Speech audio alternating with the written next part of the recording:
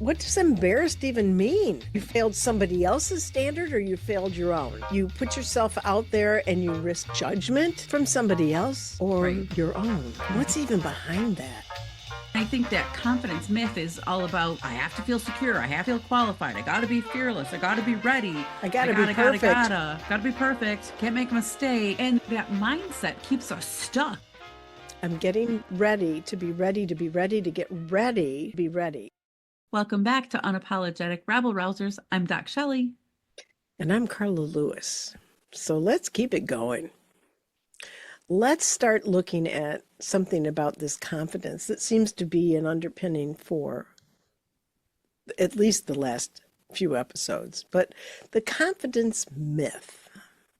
You don't have to feel ready to actually show up.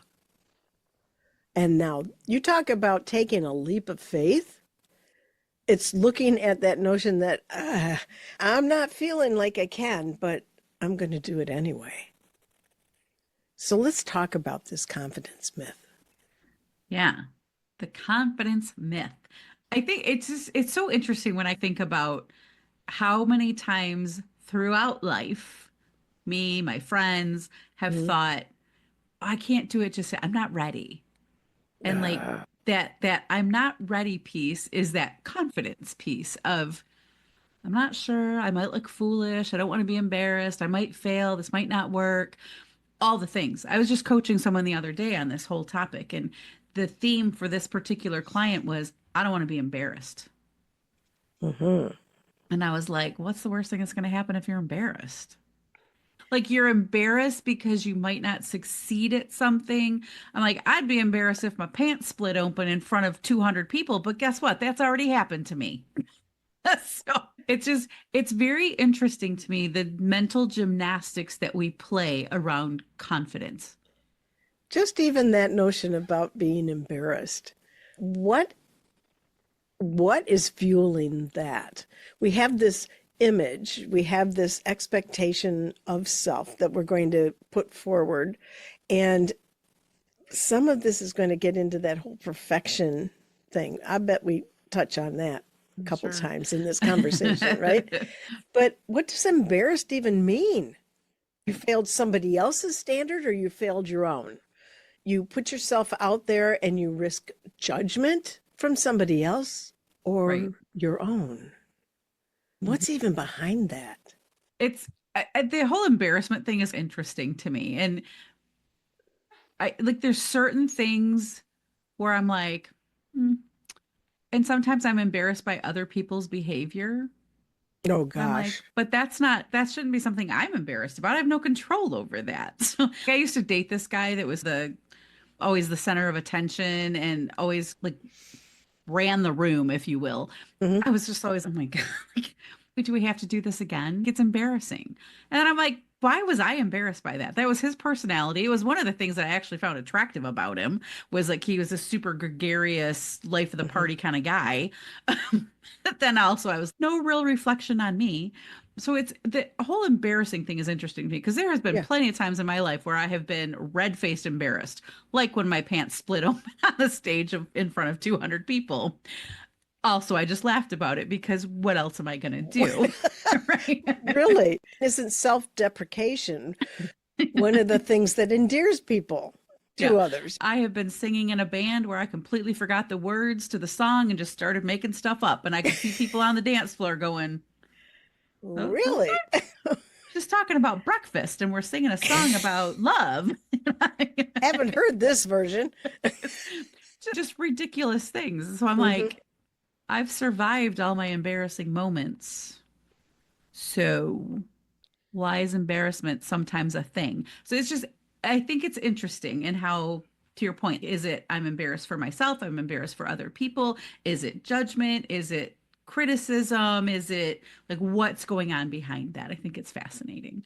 I think as well that it influences some of the choices we make about whether or not we're going to put ourselves out there. Even before something happens, there's the what if it does.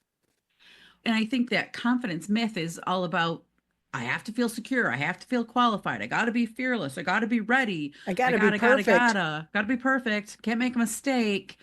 And that mindset keeps us stuck in Mm, what I'll call preparation mode. okay. I'm going to prepare to do this, but I'm going to prepare to do this for 25 years before I actually do it. One of my speaking mentors talks about, okay, I'm getting ready to be ready to be ready to get ready to be ready to get ready to be ready. And how often do you really find yourself actually getting caught up in that whole cycle that says, just do it. You Yeah. want somebody to just give you that velvet boot in the butt and shove you out there and say, it's going to be okay. Velvet boot in the butt. Crack me up. I've been doing that with this digital course that I've been working on. Okay. I've got this brilliant workbook. I shared it with a friend of mine. She was like, "Oh my God, this is so fantastic. You've got to get this out there." And Yep. ever since then, I've been sitting on it. I'm like, do I record videos? Should I do it as an email? I'm not really ready. I don't know. And like all this BS going through my head. And I'm like, what is going on here? Just do it. Just get it done. And the question can come down to something as simple as What if why people is don't it like it? what What if people don't like it? well, there's that. That's the judgment, but what's the worst thing that can happen if I Exactly. get it out there imperfectly? Imperfect action trumps perfect stagnation every hour of the day. Mhm, And mhm, so being able to take even that example, Michelle, is huge. And mhm, I can relate to it in terms of the work that I'm doing. mhm. Getting out there, speaking, being able to get out there and engage with organizations to do what I know I can do and I Yeah. know is of value. So the fact that we both can sit there in our current pursuits and say, yeah, we get this. We get Yeah. this. And we can Yeah. talk about it from inside out. Exactly. There's thousands, millions of people in the world who are out there doing big, bold, brave things every single day. And guess what? Every single one of them feels nervous, messy, uncertain. They're not waiting for confidence. They're doing it anyway. And the thing is that it's probably in their core, they understand, as you and I both do, that it's in the doing that the confidence grows. Yes. Confidence comes from action, not inaction, not And preparing, not thinking about it. you can't learn from things you don't do. Exactly. I think you have to have courage. You have to have courage Absolutely. before you have confidence. So I think it tracks back to this notion of being embarrassed. Hmm.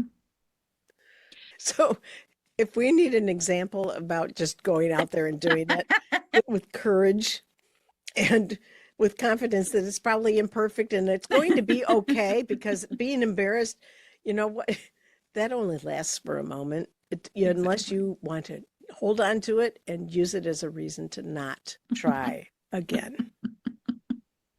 Just saying. Just saying. I think a lot of people wait so long that they miss their opportunity. Oh And gosh, yeah. that's not cool.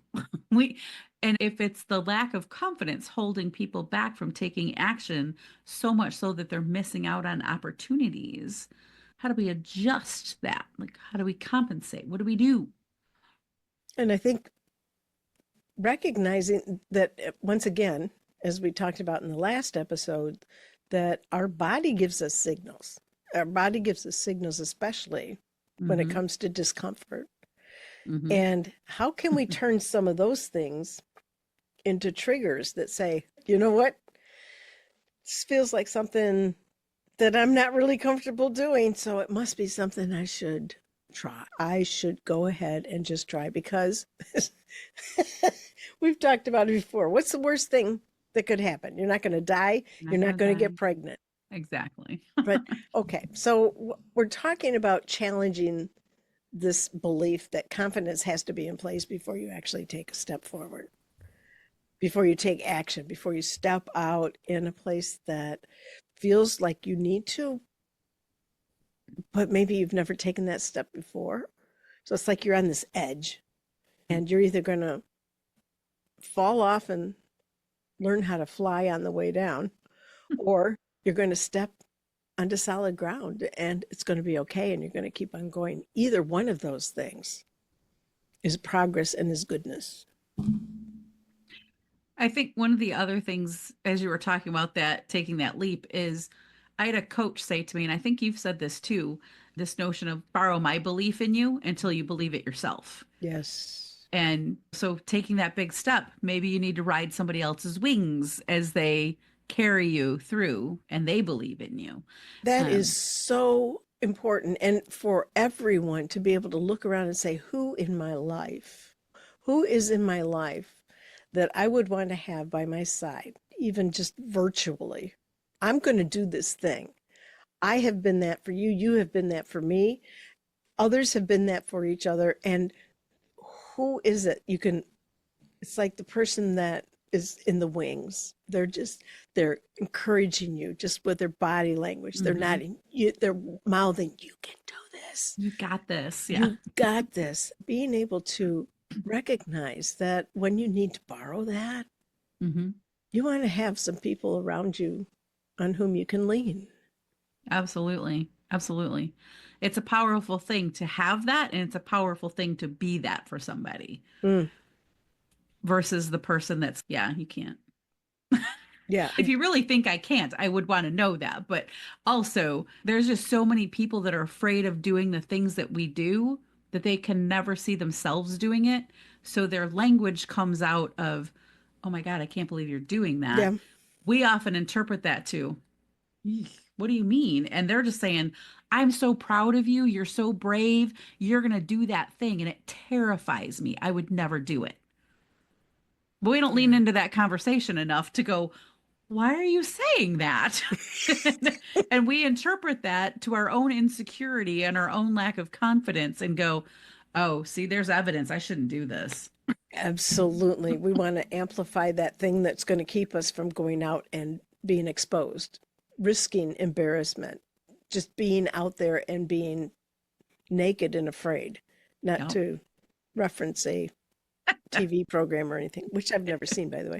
But the notion is being able to reframe what's going on when we're feeling that anxiety Hmm. that might have embarrassment and I'm not ready and all of this kind of stuff wrapped up into it. It's about being able to reframe it to say, if this is something I'm even thinking about being important that I do it, then I need to get to a place to say, I am ready enough to start.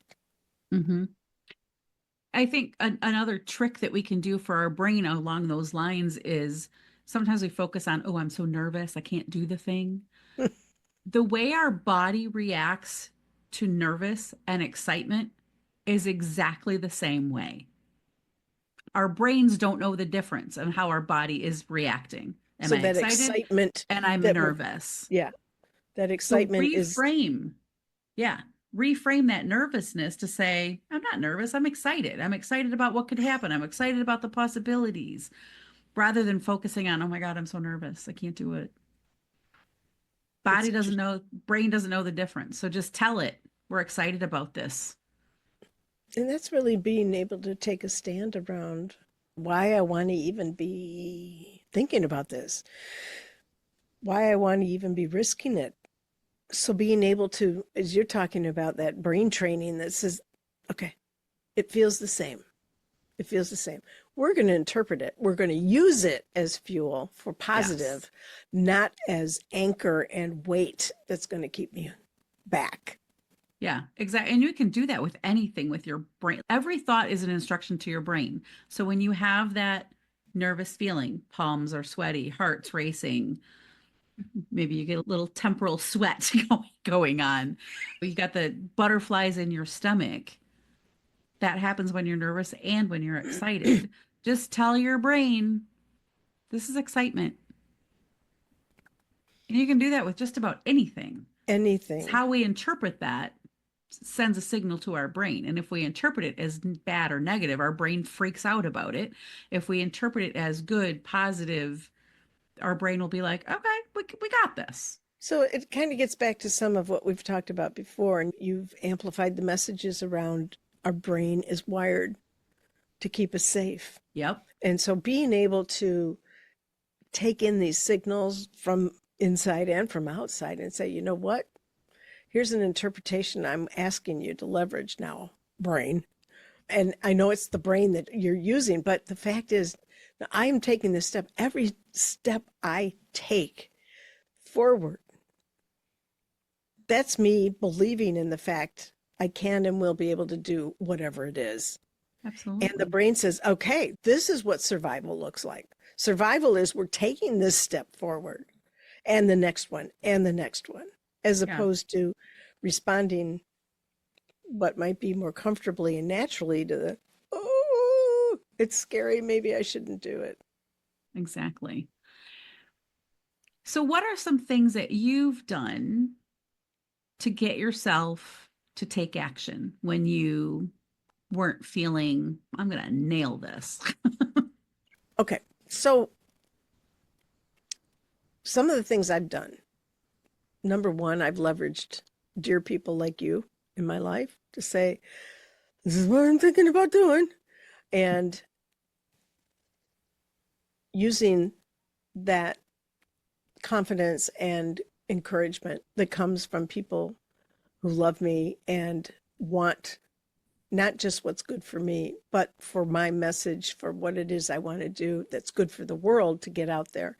So it's about being able to borrow that confidence. It's about being able to lean on that and say, okay, all right, if nothing else, I know I am not alone in what I'm about to do. And even if I fall flat on my freaking face in whatever it is, and for me, it's about getting out there, standing on stages, engaging with senior leadership. We talked about it episodes ago about when I was a part of the corporate machine that I had mom's skirts to hide behind. If nothing else, I also had mom that was there with my hand in hers saying, you're going to work with her. You're going to, without that, being able to go out and say, you know what? Those were all good educational and strengthening experiences, but I've got this. I know I've got this. I wouldn't have a burn on to be getting my voice out into the public. I wouldn't have this burn on to go out and stand on stages and speak to international audiences talking about the work that I do. Because it's not about talking about my work. It's about talking about their possibilities. It's about being able to paint those pictures of opportunity that leaders around the world can have. And that's a powerful message. And it's a message that's really needed. And then there's just little old me being the one to come out there and try to light that torch. Well, so if that torch needs to be lit and I'm the one to do it, then I need to just get the freak out there and do it. Do it. And I just need to do it. So leaning on those around me that not just love me and care about me, but believe in me and the message. That is number one. Leaning on somebody else's confidence in me when I'm kind of shaky, leaning on that and knowing that is such an incredible source of strength and encouragement, and it just makes things possible. And how about you? Much of the same thing, but I think for me, the big thing is to remind myself I do hard things all the time, and this really isn't that hard. So I can do this. That's the self-talk that I have around it is every day I go to the grocery store, I don't punch people in the face. That can be hard sometimes. I hate grocery shopping. I don't like rude people. I don't like when people hit me with their carts because it happens every damn time I go to the grocery store. I have some self-control. I don't react. I don't punch people in the face because I'd like to throat punch some of those people. I'll bet you do need to go back to one of our earlier episodes where Michelle broke up a fight at a Oh, grocery yeah. store. Yeah. Yes, But I okay. did. See, I just Okay. don't like going grocery shopping Yeah. because things ensue at the grocery store. Most of my trauma in life has happened at the grocery store. So funny. I almost got hit in the parking lot by a kid in some hot rod car, and he knocked over my cart. That's how close he got to hitting me. And an apple fell out, and I chucked it at the back of his car. And a guy was like, "Damn, you got a good arm." I'm like, "When I'm pissed, I do." I don't Yeah. like the grocery store. I'm Anyway, but picking it every up. day, every time I go, there's things I would like to do that I don't do, so I know I can do hard things. Yes, So I it's just true. remind myself. And I think I also take a moment to go, I've seen other people do things that were messy, that weren't perfect, and they're fine. They survived. It's all Mhm. good. I'm gonna judge myself more harshly than anyone else is. So, That I think that's a really important point because as we get out there, we are looking at ourselves much more closely than anybody else is. oh yeah, They're focused on their crap. exactly. Okay. So you get out there, do not be fussing about how closely people are investigating and looking at and what you're doing and saying. Okay. And I think I had to jump the in. other thought that over the years that I've had to kind of battle is the whole who am I? I'm not saying anything that's different than what Mm, all the other people in leadership development, all the big names are saying. But what I bring is a different set of life experiences, educational experiences, a mhm. different level of compassion and understanding. And I bring my own me to the situation, which no one else can do. So I'm not going to be, I think we said this in a couple episodes before. I'm not for everyone and everyone's not for me. And it's okay. But I Mhm. do have people that like what I have to say. I do have people that lean in and listen. And I have had plenty of people tell me every time they have a conversation with me about X, Y, or Z, they leave better. That's powerful Yes. stuff to tell me I do know what I'm talking about and my voice is worth hearing. So sometimes I have to remind myself of that, despite having two Yeah. podcasts and written a book and two books and like all the stuff that we both have done. I still have to Mhm. remind myself my voice is worth hearing. Yes. And yours is absolutely Boundaries That Empower. It's on Amazon. Get your copy today. Buy it for gifts. I told you that there is such power in that gift you gave the world. Thank So I'm just never going to stop touting that.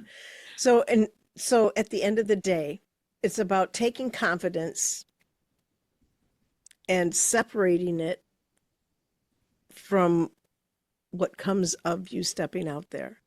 It's Yeah, your goal is to get your message heard. Your goal is because, and it's not because I just want to make sure everybody hears my message. It's because you have something important. I have something important to contribute.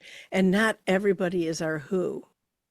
exactly. Everybody gives a crap about the message. Exactly. But for those who need it, for those who are looking for it, if you keep your message quiet, if you keep it hidden, who are you? I've said this to you. You've said this to me. Who are you to keep your voice and your message quiet from those who need it? Who are you to keep that hidden? You need to step out in confidence. If you've got something to say, and it's something that is life-giving, it is something that is encouragement, that's something that is going to be helpful, because there's a plenty of people right now speaking out with messages that are not necessarily encouraging and life-giving and Mhm. giving one steps to take to achieve a greater level of whatever you want to achieve. But for those who of us, including both of us in this, who have important messages to deliver, and those of you who are listening that have them and have not unleashed them on the world, who are you to keep that light from the world? How dare you keep that light from the world? If the world needs your message, if you have a message to deliver, it means that the world has a need for it. And it's not everybody, but for those who do, they want you. And they don't know where to find you. So get out there. I think that Get was a out little there. bit. Get out there. So Get out there. so stop worrying about being ready. If it's in you, it's a song that needs to be sung. Start singing, even if it's Yeah, off you key. even if it's off key. You don't have to feel confident to take up space. You just have to be willing. You got to show up and you got to try. I think it's really important to remember confidence doesn't come first. It comes from doing the thing, surviving the thing, taking action, and realizing I didn't die. I can do this. So, to Carla's point, stop waiting, start And showing up, get out there and do the thing. yes, Amen. amen. I'm Carla Lewis. With that, I'm Doc Shelley. We'll see you next time. Stop waiting, start And showing up, get out there and do the thing. yes, amen.